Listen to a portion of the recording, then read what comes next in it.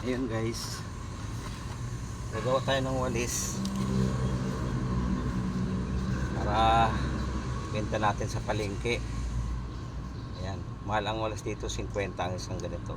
Isang nagawa tayo kasi para ipambayad tayo sa kuryente.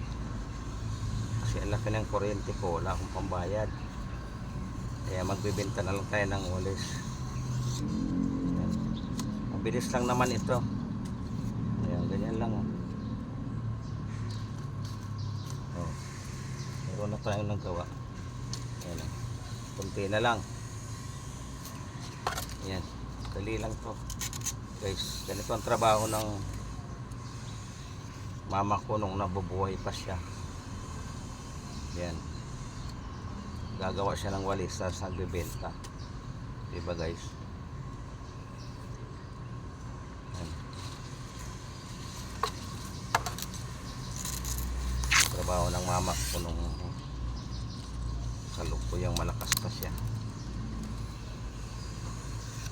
Kaya pag umuwi ako ng probinsya, lagi ako may dalang ganito, binabayaran ko sa kanya.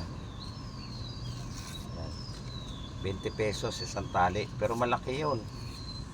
Isang tali nun malaki. Kailangan mga bilis kang gumawa dito para kahit 5 piraso kaya mo to maghapon. Basta tiyaga lang. Ayan.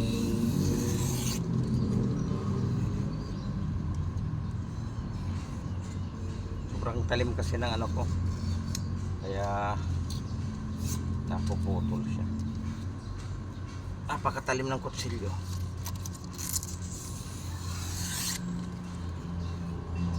Kailangan ano eh, sakto lang.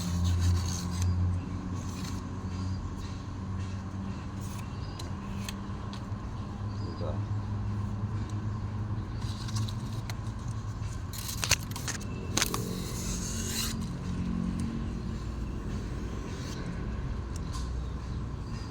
Gagamayin mo siya.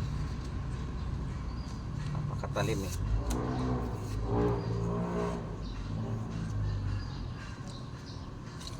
Kunti na lang to.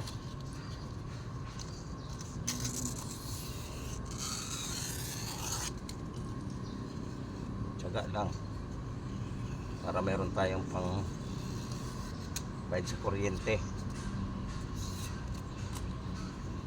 Wala na nangyari sa sweldo natin guys.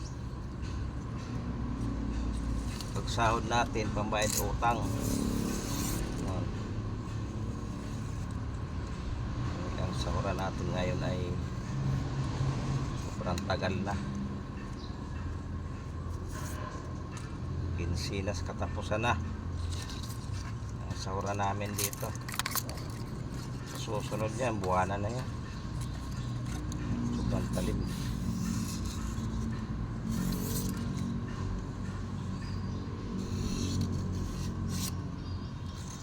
Kaya nangyayari, pag sahod, bayad utang. Pag wala ng budget, utang uli. Ayan, another tubo. Tubo ng tubo. Kaya baon ang biyahero. Babaon sa utang.